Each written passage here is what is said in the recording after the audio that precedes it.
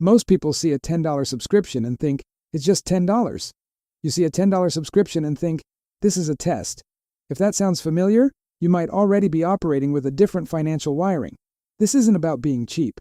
It's about a habit so ingrained it feels like a reflex, the ability to spot financial patterns everyone else misses.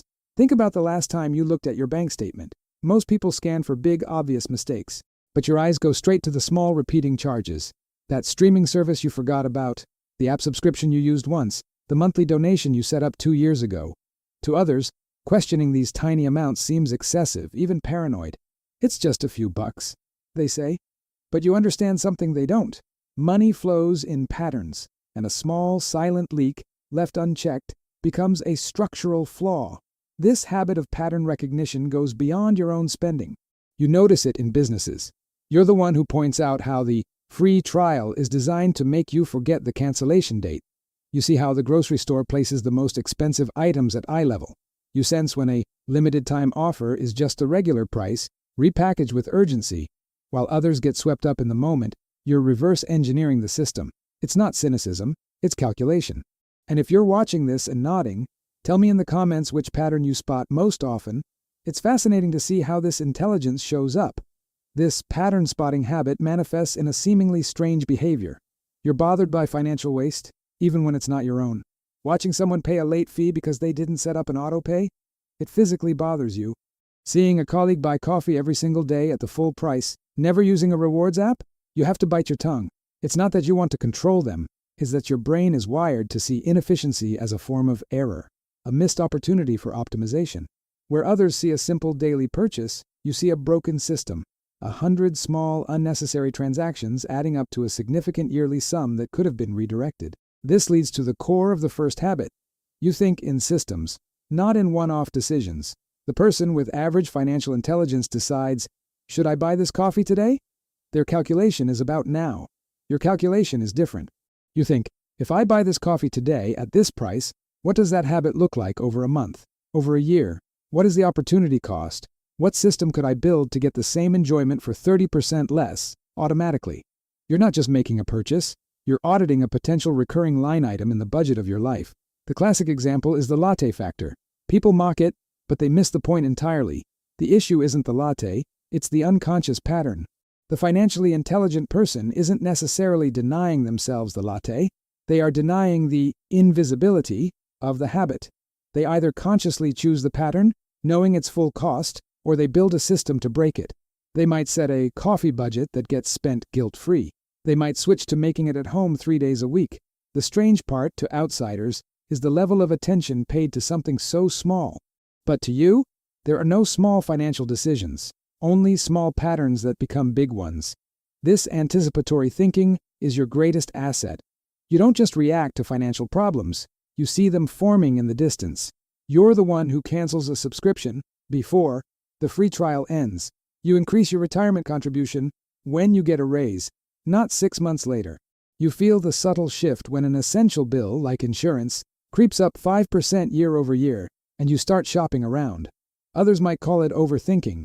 You know it's simply removing future friction. You are solving problems in the quiet before they have a chance to become loud, expensive crises. So, the first strange habit that signals above average financial intelligence isn't about how much you save or invest on paper. It's about your perception. You see money as a dynamic system of patterns, leaks, and leverage points.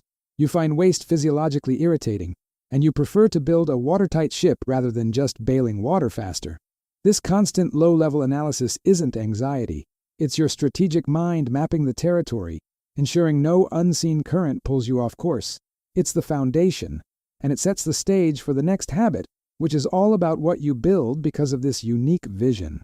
If the first habit is about seeing hidden patterns, the second is about what you do with that information. Most people, when they spot a financial inefficiency, rely on willpower to fix it. I'll just spend less next month, they promise. You know that's a doomed strategy. So you do something that seems almost robotic to outsiders. You build a system. You automate, you simplify, you create rules. This is the habit of the system architect. Think about motivation. The average person believes they need to feel motivated to save money, to invest, to stick to a budget. They wait for the right mood, the right moment, the burst of financial inspiration. You gave up on that fantasy a long time ago. You understood a fundamental truth. Motivation is a fleeting resource. Discipline is a system. So you engineered the decision out of the process. Your savings are automatically transferred on payday before you even see the money. Your bills are on autopay. Your investments are handled by recurring transfers. To someone watching your life, it might look rigid, lacking spontaneity, but you experience it as ultimate freedom. The freedom of not having to think about it. The freedom from your own worst impulses. This is where a seemingly strange behavior appears. You get genuine satisfaction from streamlining a process. Spending an hour setting up a perfect budgeting spreadsheet with categories, formulas, and charts isn't a chore for you. It's a creative act. Finding a way to cut 15 minutes and $8 off your weekly grocery run by optimizing your route and a digital coupon folder feels like a small victory. Others might say, it's just 15 minutes, just $8. But you're not just saving $8. You're designing a machine that saves $8 every single week on autopilot. You are building financial momentum in the background with zero ongoing effort. This habit explains why you might have weird personal rules. A classic one, the 24-hour rule for any non-essential purchase over a certain amount, or the one-in, one-out rule for clothes, or paying for any discretionary purchase with physical cash from a specific envelope. From the outside, these rules can look restrictive, even superstitious. But you know their true purpose. They are circuit breakers. They are pre-programmed responses to predictable human weaknesses, impulse, emotion, forgetfulness. You're not fighting a battle of will in the moment. You've already won it by designing the battlefield in your favor. The system architect hates what economists call decision fatigue. You know that every trivial choice, should I get the generic or the brand name? Should I drive across town for cheaper gas? Drains a little mental energy. So you simplify. You might decide once and for all that you'll always buy the generic for certain staple items. No more deliberation. You might pick one loyalty program and ignore all others. You standardize where you can. This creates what looks like a boring, repetitive financial life. But underneath that surface is a powerful efficiency. You've freed up your mental processing power for the decisions that actually matter. The strategic ones, the investments, the career moves. This extends to how you handle risk. The average person approaches risk emotionally. A market dip triggers panic. A hot stock tip triggers greed. Your system has a protocol for this. Your investment plan has predefined rules. You rebalance your portfolio every 6 months, regardless of the news. You dollar-cost average every month, no matter if the market is up or down. When everyone is screaming to sell, your system quietly instructs you to buy according to the plan. This isn't a lack of emotion. It's the deliberate removal of emotion from the driver's seat. It looks cold, unfeeling. In reality, it's the most rational form of self-preservation. So the second strange habit isn't about being a control freak. It's about being a designer. You acknowledge your human flaws, procrastination, impulsivity, laziness, and you build structures around them. You don't trust your future self to be a hero. You make it impossible for your future self to be a villain. The strangeness is just the visible scaffolding of a much smarter financial mind. A mind that would rather spend a day building a perfect gutter system than spend a lifetime mopping up a flooded basement. And this engineered foundation directly enables the third habit, which is all about the unique way you process a decision before it even happens. The first two habits are about observation and automation. This third one is about a specific type of thinking that happens in the silence before a decision. While others see a price tag, you see a chain reaction. You don't just ask, can I afford this? You run a simulation. If I buy this, what happens next? This is the habit of the consequence calculator, and it's why you often seem to overthink purchases that others make in a heartbeat. Imagine a common scenario. A friend excitedly shows you their new top-of-the-line smartphone. It's sleek, powerful, and expensive. The average person might feel envy, then justification. I work hard, I deserve it. Your brain takes a different path. It starts running diagnostics. You immediately consider the depreciation. You think about the protective case and screen protector as non-optional, adding to the true cost. You project the battery life degradation in 2 years. You weigh this purchase against your current perfectly functional phone. And you calculate the opportunity cost. What could that same money do if it were invested instead? To your friend, this internal process is invisible. They just see your hesitation and label you as overly cautious. But you're not being cautious, you're being comprehensive. You're mapping the entire life cycle of the money. This habit manifests in a behavior that can be socially awkward. You ask questions others find irrelevant. Before a major purchase, you're the one researching the resale value, the cost of ownership, the reliability ratings 5 years out. You want to know about the warranty, the return policy, the subscription fees it might unlock. People think you're getting lost in the weeds. You know you're gathering data points for your simulation. You are stress testing the decision against multiple future scenarios. Best case, worst case, most likely case. This isn't indecision. It's due diligence performed at a speed and depth that feels automatic to you, but looks like paralysis to everyone else. This forward thinking extends beyond big purchases to everyday life. It's why you might prefer to buy a slightly more expensive but higher quality item. The upfront cost is higher, but your mental simulation has already proven that it will last 3 times longer, making it cheaper per use. You're not paying for a product, you're paying for future certainty, for reduced friction. You hate the concept of false economy, the cheap shoes that wear out in a season, the budget appliance that breaks right after the warranty expires. Your calculus always includes the long-term total cost, which is a dimension many people simply ignore. This is closely tied to a profound aversion to debt, but not for the moral reasons people assume. You don't see debt as bad in a simplistic sense. You see it as a dangerous tool that reverses the natural order of consequences. Debt allows you to experience a consequence, enjoying a purchased item, before you pay the full price for it. It decouples pleasure from payment. Your financial mind finds this sequence deeply unsettling. It distorts your ability to run an accurate simulation. So, you generally avoid consumer debt not out of fear, but out of a desire for clarity. You want the pain of payment and the pleasure of possession to be connected, immediate, and honest.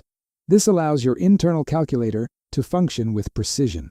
Perhaps the most telling sign of this habit is what brings you satisfaction.